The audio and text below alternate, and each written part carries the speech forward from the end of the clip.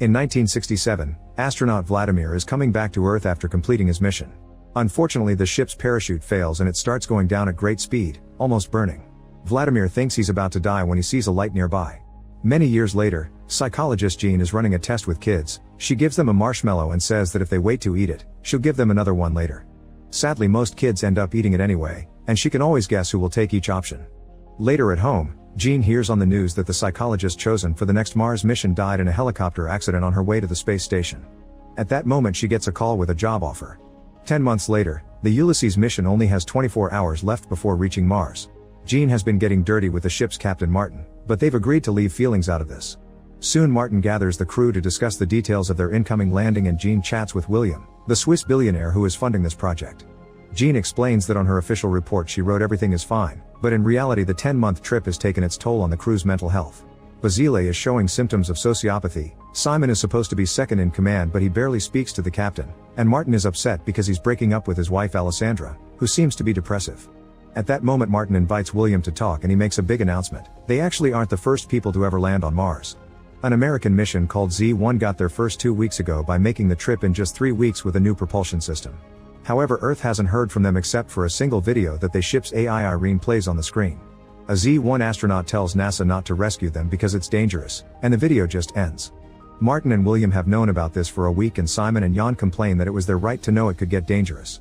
Martin and William point out this reaction is precisely why they didn't say anything and explain they're now on a rescue mission. Afterward, Basile and Jan check on Eva, who snaps when Basile keeps talking about the dangers on Mars. Jan hugs her to comfort her, and a jealous Basile runs to hide in his room to spy on them through the security cameras. At the same time, Simon tells Jean that they should have gotten a better psychologist, but Jean says he's just angry because she chose Martin over him. With only 30 minutes left to arrive, the crew is ready and finishes checking the system. However, when they try to separate the shuttle from the main ship, Irene announces a system error. If they don't want to crash on Mars, someone will have to get out and do the separation manually. They decide to use Ulysses' fuel to keep the shuttle in orbit while Martin goes out. In just a few seconds, he manages to fix the issue. However, Ulysses spins as the separation occurs and hits Martin, sending him floating into space. The crew considers rescuing him, but they don't have enough fuel and this is their only entry window. The shuttle starts descending while shaking a lot and the crew feels a very strong heat. Suddenly, Irene announces a battery failing and insufficient power, which triggers a total system shutdown. They have no choice but to land manually, which is even harder than usual because of a storm on Mars. With lots of concentration, the pilots wait until the right moment and do a perfect landing. Now the crew is officially on Mars, however they're out of fuel and Irene won't start, which means no life support system. At most they have 24 hours left to live. Alessandra takes a moment to mourn alone and looks out the window, noticing someone standing on the hill that quickly disappears. Then a flashback shows the announcement of Z1 by CEO Ivan, who explains all the details behind its advanced technology. In the present, Ivan is kept in a clean, isolated room because he doesn't have much time left, which his company is keeping in secret. On Mars, Jan explains that they can't start Irene because she'll burn the little fuel they have left. They could wait for the solar panels to recharge and power the generators, but the storm has damaged those.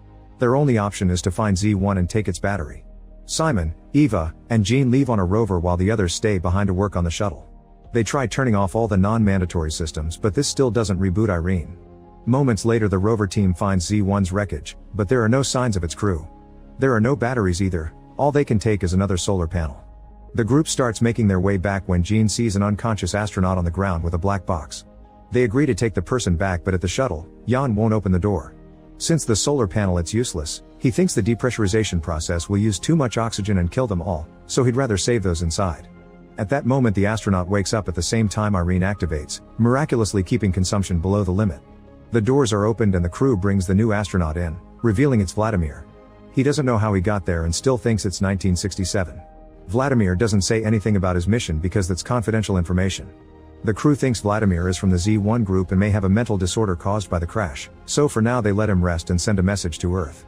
Sometime later, they get a response from Earth saying there were no Russians in the Z1 crew. They also attach a picture of Vladimir, who supposedly died in 1967 when his ship crashed on Earth. William and Jean know Vladimir's public story and consider him a hero, and Basile theorizes he's been waiting for them. Jean is chosen to talk to Vladimir, so she brings him some food while explaining the truth. Vladimir doesn't believe her even when he looks at the pictures and asks for privacy so he can nap. The crew goes to sleep for the night and the next morning they're shocked to discover Vladimir has disappeared. Irene doesn't find him anywhere in the shuttle and the crew notices Vladimir's astronaut suit is gone too. The crew argues if they should go after him or not, and William uses his position to decide they will. While a group leaves on a rover, Basile and Eva sneak into William's room to check all his collector items. Eva notices a safe, but right then Alessandra catches them red-handed. Then Irene announces she finished the DNA test, so Alessandra calls the expedition team, who is now moving on foot. Vladimir's DNA matches the one sent by the Russians, but his has a third strand that indicates he isn't human. At that moment the team sees Vladimir nearby and follows him to find an ancient stone structure with a little pyramid on top of it. On Earth, Ivan receives an update of what's happening on Mars. They theorize that Vladimir must have been created on Mars and that only AI could survive for decades on a hostile environment. Ivan sees it as a possible solution for his problem. On Mars, Vladimir is taken back to the shuttle. He doesn't remember how he left the ship but has accepted 50 years have passed for him. Irene analyzes the stone structure and concludes it matches some of Earth's ancient art. This links Earth's history to Mars, however Jean notices William isn't surprised. Suddenly the alarm rings and Irene announces disturbances in the electromagnetic field. It turns out Ivan has sent a second ship that is now landing. The crew gets in contact with Z2 who promises to help, but William tells the team not to share what they've discovered so far. Then Eva and Basile check the results of the samples she's taken and find the same proportion of metals and minerals everywhere in all of them, which isn't natural. Meanwhile Jean gives Vladimir a modern uniform so he can pretend to be part of the crew and he asks her to trust his judgment. Soon the shuttle is visited by Z2's armed guards. They explain that they checked the Z1 wreckage and discovered the black box is missing, so they're tracking the signal and followed it to William's shuttle. They want it back and promise to help the crew if they cooperate. William gives them the box and the duo leaves, saying they'll come back later. Afterward Eva explains that the stone structure is made of material that doesn't exist on Earth. However, Irene has found mentions of it in ancient stories in which they called it orichalcum, the metal of Atlantis. It's made of various metals but also of DNA, which matches the strand they found in Vladimir. The crew wants to exchange Vladimir for fuel, but Jean convinces them to let her get more information out of him. While the crew watches on the security cameras, Jean visits Vladimir and he agrees to be hypnotized. With soft words, Jean guides Vladimir through old memories and he starts describing how he had been falling on his ship. Before he can say more, the power fails and the crew loses the camera. They run to check on Vladimir and find him kissing Jean, so Simon punches him. That night, Jean dreams of Vladimir. When she wakes up, she doesn't remember what happened after the hypnosis started. The crew explains they found her in a dazed state. At that moment they're visited by Captain Gemma and Alan from the Z2. Gemma is an old friend of William's and Alan is the person who invented their propulsion system, so he may be able to fix the shuttle. A quick look indicates everything should be fixable, but Z2 will have to lend them fuel. Meanwhile Jean starts to remember the hypnosis Vladimir used back on her. She had been sitting at her childhood home with him and he said humans didn't take good care of Earth. He didn't think humanity would survive for long, and Jean agreed.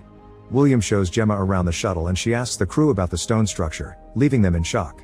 Now William has no choice but to admit that 4 years ago a NASA rover sent a picture of the structure, but instead of making it public, they contacted possible investors. That's why Ivan and William were racing to get to Mars first. Then they show Gemma the test results and she wonders if the DNA strand could be data. She explains that on Earth they've already discovered that DNA can be an information storage system, and in theory that means it could be rewritable as well. Using Gemma's theory, Irene decodes the DNA strand and finds a series of numbers. In private, Jan yells at William for hiding information from them, saying he doesn't trust him anymore. Moments later Basile informs William that Vladimir and the stone structure are living computer programs. Basile has also worked on the copy William made of Z1's black box and found a video showing 2 Americans punching Vladimir, but the footage ends at the same time Z1 runs out of oxygen. It can't be a coincidence, which confirms Vladimir rebooted Irene and messed with the camera during the hypnosis. Basile thinks Vladimir can control the whole ship. Later William approaches Jean and shows her the photos they got of the structure 4 years ago, which combined with certain wavelengths reveal Jean's face. This leaves her quite shaken and Simon notices, so he goes to yell at William for manipulating everyone. Their argument almost turns into a physical fight, but they're interrupted by Gemma, who finally has found Vladimir and announces she's taking him. Back to Jean, she keeps remembering the hypnosis session. She was in her childhood home and Vladimir appeared behind her, saying she was chosen because she could always tell what people think. The link between Mars and Earth wasn't him, it was her. She was the reason why Vladimir was there, and he confessed he had been seeing her face for millions of years. Now she must make a decision that she already made in the past. Before the kiss, Vladimir told her to go to Thaumasia Plateau, so she suits up and leaves the shuttle. On Earth, the doctors explain to Ivan that Vladimir's brain is the organic equivalent of a computer. They're working on a way to transfer Ivan's neurons in a quantum state, but while Ivan's memories and knowledge may be transferred, his personality will not. There's also a high risk the transfer may fail and kill him, but Ivan still wants to try since he'll die soon anyway. Back on the shuttle, Simon notices Jean leaving and wants to stop her, but she tells him she must do this alone. A furious Simon runs to yell at Vladimir for having changed Jean, However, Vladimir says Jean simply found herself. Meanwhile, Alan and Alessandra are working on the shuttle and discover they don't have access to the engine app, but Irene refuses to explain why. They ask Basile to check on her and he discovers Irene's reprogramming herself. She doesn't answer any questions they ask, and when Basile notices that there are thousands of interlinked subprograms, Alessandra compares it to neurons. This means she's being restructured like a brain, and Irene suddenly says she's evolving. While Jean finds a peculiar pile of stones, William and Simon capture Gemma and force her to leave with Simon to find Jean. At that moment, Z2's armed guards appear in front of the shuttle and ask for Vladimir. However, Alessandra tells them they don't allow weapons inside and hangs up. Jan complains because he wants to go home, but nobody agrees. Then William asks Basile to send a message to Ivan, only to discover the shuttle has lost contact with Earth. Minutes later, Jan opens the doors and the armed guards enter the shuttle, ready to capture Vladimir. At that moment, Basile finishes rebooting Irene and the lights go out. The guards furiously start yelling, and when the power returns, they discover Vladimir is gone. Basile checks the computer and notices the reboot failed, so Irene isn't responding. At the same time, Vladimir appears next to Jan. A flashback reveals Vladimir's original ship had over 200 problems and the scientists wanted to delay the launch. However, the higher-ups decided to launch on schedule anyway. A scientist tried to warn Vladimir about the high risk of death, however Vladimir still wanted to go because he wanted to make it to the history books. His wife didn't take the news well. Back to Jean, she keeps wandering when she suddenly trips and rolls down a hill, falling unconscious. She dreams of her father and how they used to look at the stars together, but also of the night he told her he had cancer. Then Jean wakes up and discovers that her leg is trapped between rocks. She tries to free herself to no avail, but when she's about to lose hope, she's contacted by Gemma and Simon. They just found the pile of rocks and promise to be there with her soon. In the shuttle, the Z2 guards start punching the crew members until they agree to call Gemma. She hears that Vladimir is gone yet tells her guards to wait calmly until she returns. To Simon's shock, she agrees to keep looking for Jean. Minutes later, Basile sees a message on his computer and thinks it's Irene. However, the writer says he had to replace her and claims to be Vladimir and more. Suddenly it says I am Mars and shares a long text for Basile to read. Meanwhile, Jean thinks about her dad again and remembers the day he informed her his tumor was inoperable, which meant he only had a few months left. He said he didn't want to suffer, so when the time came, he wanted her to pull the plug. Jean tried to refuse, so her dad changed her mind by sharing Vladimir's story of sacrifice. Months later in the hospital, Jean gathered her strength and said goodbye to her father before taking him off life support. In the present, Jean is finally rescued by Simon and Gemma. The trio gets going and after lots of walking, they find a huge gate on a hill. They go inside and discover a series of tunnels, which Jean is able to navigate, thanks to a strange vision. After wandering for a while, they're utterly surprised to find water.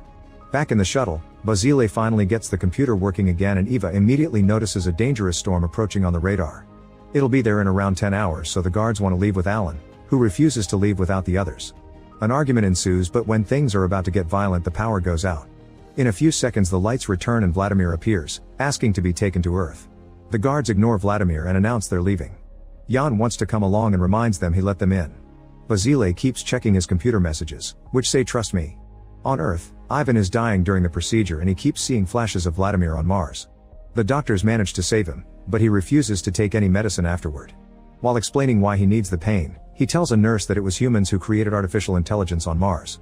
In the tunnels, the trio finds thousands of skulls in a wall. Jean concludes the original Martians escaped this planet and went to Earth where they became humanity. The local state of Mars is a consequence of its people abusing its resources to the point of destruction. In the shuttle, Jan reveals a gun and asks to be taken to Z2, but he's ignored again. Remembering Vladimir's visit earlier, Jan wonders if he can slow the bullet down and puts his hand in front of the gun. Then he shoots Vladimir while one of the guards runs away. This causes Jean to start feeling sick and have trouble breathing. While Simon checks on her, Gemma runs away too. Vladimir is taken to the infirmary and Alessandra tries to take care of his wound as the lights flicker. Unfortunately, Vladimir still dies and Jean goes out at the same time. Remembering what he's seen so far, Simon removes his helmet and confirms he can breathe. Then he removes Jean's and starts doing CPR, which helps her wake up. As Jean catches her breath, she notices a wall opening and revealing a bright light. The duo walks through it and comes out in a snowy area, where Vladimir is waiting. In the Martian desert, Gemma contacts her guards and learns about the storm plus Vladimir's death. She orders the guard to take Vladimir's body to Z2 and to capture Jean as well. In the shuttle, William tells the crew he'll go get Jean with a secret weapon and sneaks out on an ATV. He sees the huge gate and goes inside, also finding the light and crossing it. William appears on the snowy area too and finds the others, warning them about the storm. Vladimir explains everything ended here a long time ago and the group realizes this is Mars' North Pole, 1,000 miles from the ship. He was created by the original Martians, who killed each other over the eventual lack of resources. A group of survivors fly to Earth to start over and passed on the story of Mars as a legend, which Plato would call Atlantis. In the shuttle, the guard notices William is gone and looks for him. Eva uses that moment to kiss Basile and says they can do the dirty if they survive. Eventually the guard calls Gemma and explains Alan won't come along if they don't bring the rest of the crew. However, Gemma doesn't care and just calls Alan collateral damage. The storm is getting close, so Alessandra gives Alan a sedative to use on the guard. Basile distracts the guard and gets punched for it, then Alan jumps on the guy while Basile turns off the lights. After lots of struggle, the lights come back and the crew discovers the guard has sedated Alan instead. Back to Jean, Vladimir tells her she's an accident of evolution because she's halfway between humankind and him. Her mission is to return to Earth and decide if her species deserves another chance, since they're already destroying each other again. At that moment one of Gemma's guards shows up and shoots William in the leg before forcing Jean to follow him. Jean asks Vladimir for help and suddenly the guard starts having trouble breathing. Vladimir controls his suit until the guy is down, then the group leaves. In the shuttle, Jan sees the guard alone and tries locking him out, however the man stops the doors and attacks Jan. A fight ensues and the guard tries choking Jan, who hits the guy against the wall to knock him out. At that moment Alessandra finds him and closes the door before opening the front gate as revenge for his betrayal, so Jan dies due to the lack of air. Soon Jean and Simon are dragging William back to the ship and Alessandra takes care of the bullet wound. When Simon finds Jan's body, the others said he died fighting the guard to save them. Meanwhile in Z2, Gemma fails to contact her guards, so she sends Ivan a message saying she's going back alone. Then she gets a call from William's crew, who are on the way to Z2. Gemma tells them she can't take them because it would be betraying Ivan and hangs up.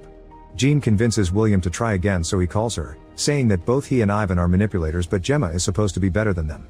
This makes Gemma feel guilty and she agrees to take them with her. On Earth, Ivan sees Gemma's message and angrily gets access to Z2's controls. When the crew joins Gemma, they get ready to leave but the ship isn't working. Gemma realizes Ivan has updated the computer and locked them out of the system. The storm is really close, so Jean asks Mars what she should do.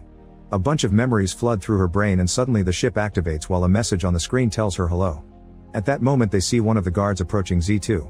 There are still 4 minutes until takeoff and the screen says it's impossible to leave faster. The guard gets ready to shoot the engines for revenge, but Jean appears next to him with a gun. Instead of killing him directly, she damages his helmet and lets Mars kill him instead. Then Jean tells Simon to leave without her before counting down from 10. She reaches 1 as Z2 finally takes off. Minutes later, the crew notices that it's dark at Mars' North Pole but there was light when they were there just a few moments ago. Simon concludes they weren't truly there. On Earth, Ivan hears about the ship's return and furiously announces he'll go to Mars himself.